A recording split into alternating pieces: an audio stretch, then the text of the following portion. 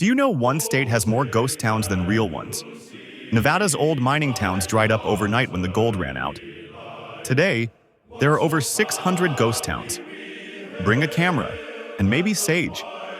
Nevada's ghost towns whisper history with abandoned mines, dusty saloons, weathered buildings, desert silence, and echoes of Wild West life.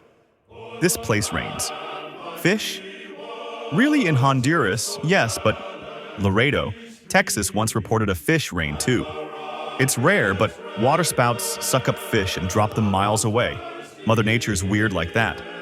Laredo, Texas reported rare fish rain, astonishing residents as small fish fell from the sky during unusual storm activity.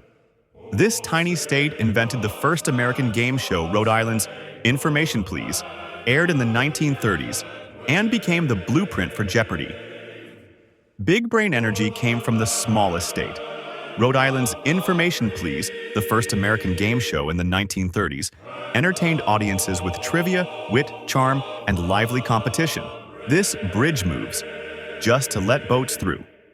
In Louisiana, swing bridges rotate horizontally to open for ships. No lifting, no drawbridge, just a full spin in the road.